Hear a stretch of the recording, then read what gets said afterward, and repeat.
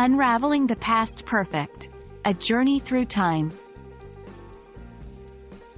Hello there, English language learners. Today, we'll embark on a journey through time with English grammar. We're delving deep into the world of past perfect tense. One essential aspect of this tense is the past participle form of verbs, and that's our special focus for this video. Let's get started.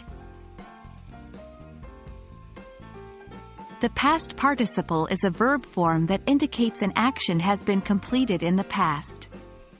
Often, it's the version of the verb with ed or d added to the end.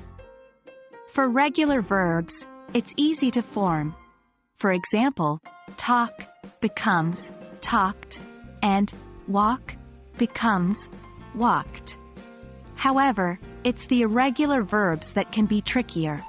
For instance, run becomes run, go becomes gone, and see becomes seen.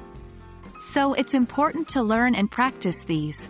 Remember, the past participle is crucial in forming the past perfect tense. Now that we have an idea about the past participle, let's move on to forming the past perfect tense. The past perfect tense is formed using had plus past participle of the verb. For example, she had walked, or they had seen.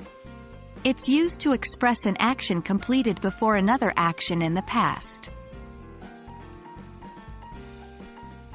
The past perfect tense shines in storytelling and reporting. For instance, she had already eaten when I arrived. Here, the action of eating happened before the action of arriving.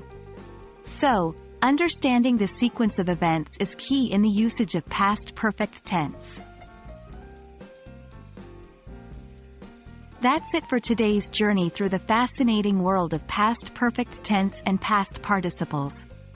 As with any new grammar rule, practice makes perfect. Write sentences, narrate stories, and before you know it, you'll be comfortable with the past perfect tense. Remember, the more you use it, the easier it gets. Happy learning, and until next time, keep practicing.